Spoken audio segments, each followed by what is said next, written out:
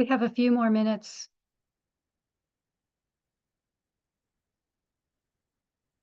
And I invite you to take a look and see if there's any place inside of you that you have exiled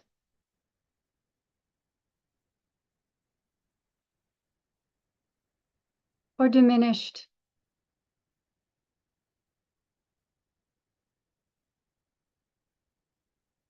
Can you invite that back home?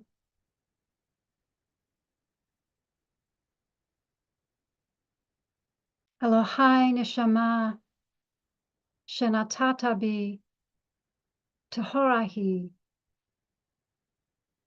O infinite one, the soul, the breath, the essence that you put in me is pure.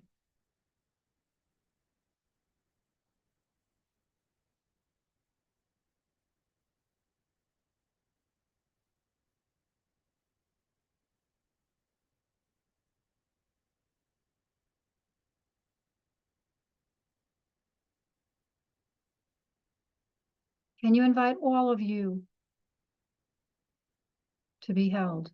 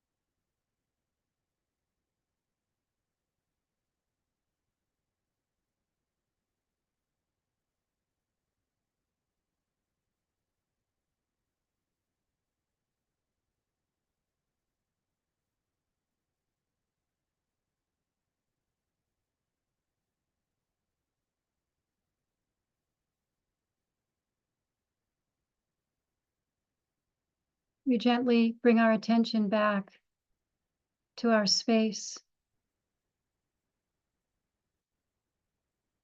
back to the room in which we share this Zoom room.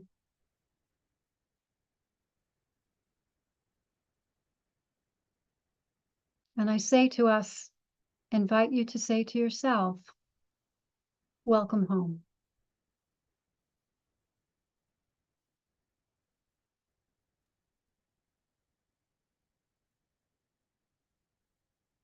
Thank you so much, Robin, again, for this really supportive meditation practice, which we need so badly today. And friends, let's seal the practice as we do each day. For those of you who are in mourning, serving a yard site, if you're accustomed to joining the Kaddish, you're welcome to do so. If you're not reciting Kaddish, please stay present for a few minutes to support those who are. Thanks to Rachel for sharing the words on the screen. You could put the name or names of those you're honoring in the chat, either now or after we recite Kaddish. And if you're joining me, please rise in body or in spirit, and you can unmute at this time. Yitgadal,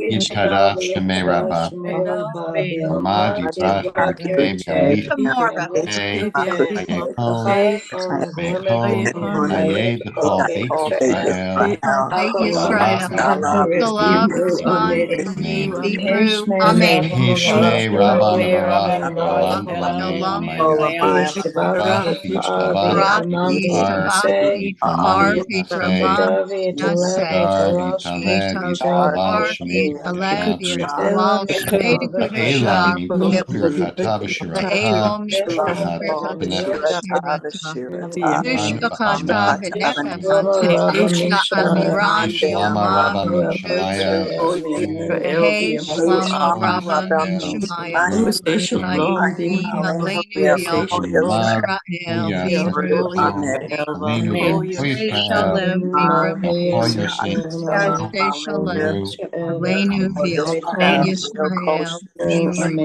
V'Yimru. Amen. Friends, thanks so much for joining us today. Thanks to Rabbi Robin Damsky for leading us, and Rachel Hugo for holding our text space. If you're leaving us now, we hope you'll join us tomorrow. Rabbi Susan Leiter will lead our practice tomorrow. Wednesday, Rabbi Shir Meira Fight will be leading us. On Thursday, which is Tu B'Shvat, the New Year of the Trees. Really delighted that Rebecca Schisler will be leading us. And on Friday, we'll sit into Shabbat with Allison Cohn. So we have a really beautiful week of practice ahead at a time when we need it so badly. And you're invited, as always, to stay with us, either to just continue to sit, turn off the sound on your computer or device, to sit with us a little bit longer, join us for conversation. If you have a question for Robin, please put that in the chat and preface it by writing a question while in caps. I'll keep an eye out and try to work your question into the conversation. Robin, thank you so much. Just was a wonderful, simple practice. And thinking about this, I mean, there were so many ways to frame, what's happening in our world right now. And you named one of the important ways, which is kind of this otherization, right? Which feeds anxiety, fear, distrust, anger, hatred, etc. And this was a beautiful sort of counter to that, about emphasizing coming home, welcoming. And I thought about a little bit, I just want to bring in some Jewish framing here for that, because of where we are, both in the Torah reading cycle, where we've just left, passed through the Red Sea and headed out into the wilderness, this group of people that are going to be wandering for quite a while, and how much of the Jewish ethos that we get from our tradition is about that idea of remembering having the experience of being other, of being a ger. So I just wanted about you to riff on that a little bit, about like the Jewishness of this practice of knowing what it feels like to be other, or to be seen as other, right? Or to see, otherize parts of our own being, right? And extend them. Anyway, want to start there. Yeah. So thank you, Mark. And I was thinking about that, right? The idea of chosenness, for example, that we even lift up otherness. It's lifted up in our Torah, in Kedoshim, that we are a holy nation. We are a people apart. And the Aleinu prayer, the idea of chosenness, which a lot of Jewish people struggle with. And yet, if we look at our historical path, and I think that somebody may have mentioned this in the chat, that we have ancestral memory, or maybe I was looking at a post earlier today, that we have ancestral memory of being othered, of being otherized. And while we walk with that as a people, it has both its benefits, because I think that it has helped us to be strong and it has helped us to fight. And simultaneously, it's like we have an armor. Mm-hmm. And in addition to being othered as Jewish people, even within the Jewish community, we have Jewish people of color. We have Jewish people of various gender and sexual identities. We have Jewish people who have different levels of needs and abilities. And those folks may feel othered in a completely different way and may feel different in a different way because or Jews of choice. They feel there's just many different ways to feel different. And I'm feeling it very keenly right now that we are literally being the recipients as Jews and as humans of having the finger pointed at us. And it's not safe, obviously, and it's not healthy. Yeah. I will share this, the question that came up from Nicole in the chat about autism and eco-theology. Do you want to take that? Eco-theology. Wow. Did you mention that? Oh, I need to learn. Did I miss that? I see it. Okay. I see Okay. eco-theology. I thought maybe I missed something. Okay, maybe not. No, I don't know the word spiritual autism, but Nicole, if you could in the chat perhaps put a little blurb in there for us, that would be awesome. Yeah, Nicole, we can't unmute, unfortunately, so everything has to happen in the chat. Um,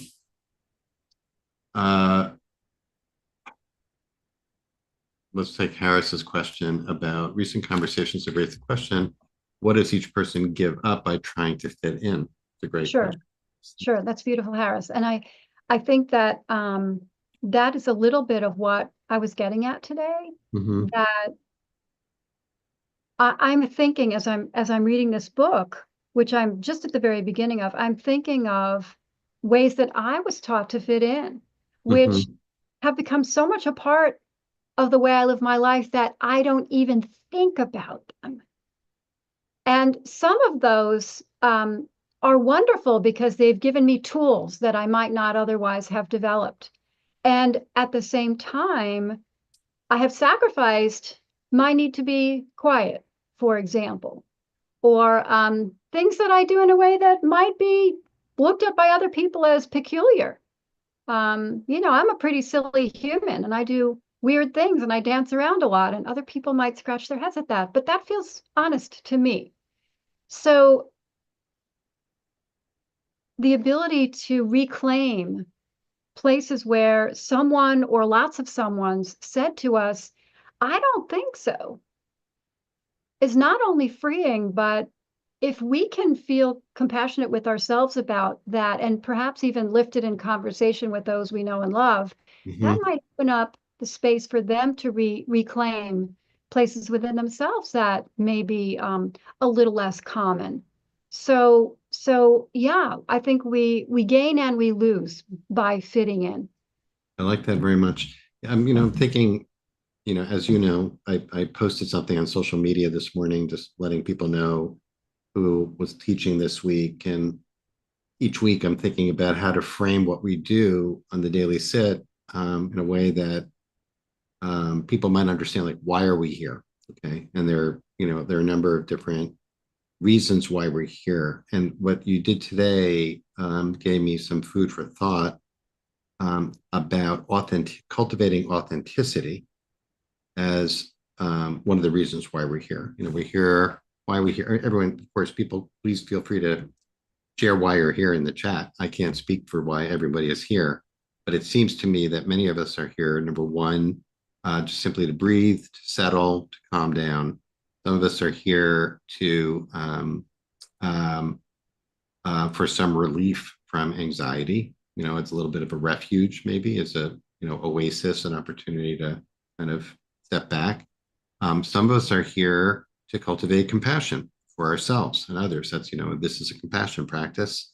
And based on what you shared today, I'm thinking, well, part of us is here to remember to stay authentic, to be true to ourselves and who we really are, and not to exile any aspect of ourselves in how we live.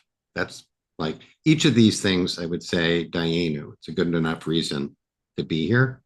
So I don't know, anything, would you amend that or add to that? Or what do you think about that as a, I'm just looking for material here on my post. Yeah, it's interesting because it occurred to me as I went for today that perhaps the reason a lot of folks are here is to be invited, or to, because they feel invited to be in connection with their deeper self, Mhm. whatever that is.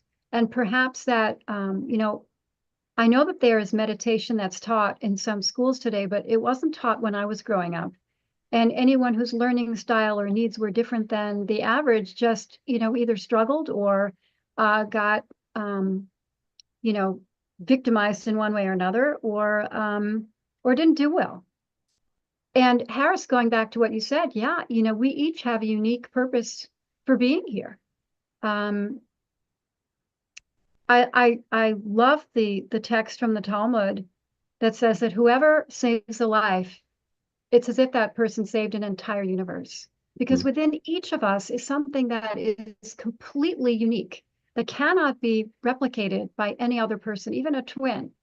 So Mhm. that we do not only ourselves, but we do the world a disservice when we somehow when we don't fully embody all of who and what we are.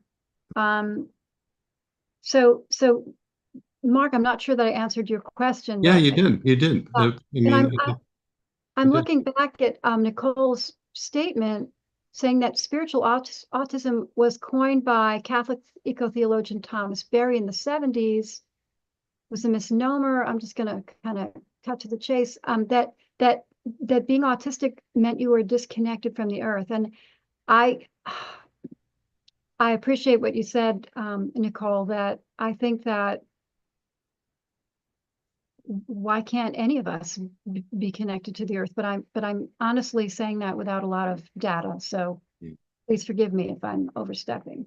Here's another Jewish framing I'm thinking of, Rob, and also in terms of otherizing other people or parts of ourselves, is that it's one way I think we can think about Judaism is that it is a practice of anti-idolatry, and that anything that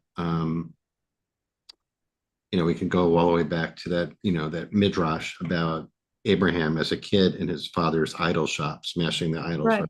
right, Which right. many of us maybe learned, in Hebrew school way back when. I know I did. Um, that and what that means is anything that posits that any part of reality is separate from or true from the the interrelatedness of reality is kind of setting that up as an idol. And what we're Hmm, doing is being aware of our human beautiful. propensity to do that. So I also understand like what you did today as it's anti-idolatry, right? It's all connected. Um, Right, and right. I don't know anything about the eco-theology either, but I do know that one fundamental Jewish way of encountering the world is that God is one and everything is interconnected. Everything is Right. interrelated, living in this Absolutely. fractured world. So, Absolutely. And I mean, if we think about a plant doesn't say, I don't like this limb. I'm not gonna send water to it. Now, it's possible that a limb may die or may be compromised by being broken by wind or by insects or something. But if we wouldn't even think twice, just the idea of a plant cutting part of itself away from itself just is not even something that we could imagine. Um, I'm also reminded of the little story of Zusha, who said that, he was in tears as he was preparing to die, and his disciples asked him why. And they said, oh, you have deeds as great as Abraham or Moses. And he said, I'm not worried that God's going to ask me why I wasn't more like Abraham or why I wasn't more like Moses. I'm worried that God's going to ask me why I wasn't more like Zusha. So mhm. so our tradition really lifts up our uniqueness and our need to we're here to whatever purpose we see that we have, we're here to give that to ourselves and to the world. It's our blessing. Yeah. Patricia wrote in the chat, when I am my true self, not sure what ND is there. The unique self God meant me to be. The dichotomy between being myself and fitting in disappears, which is that kind of a little bit of something paradoxical. By being as fully the part that we are meant to be, that the pieces fit together in a way, I guess, right? That they are more seamless. It's when we try to be other than what we are, or we exile parts of ourselves, that there's kind of a friction in the pieces there. And I really Yeah. appreciate you bringing in, as one of your wonderful gifts, bringing in, examples from the world of nature. Mm-hmm.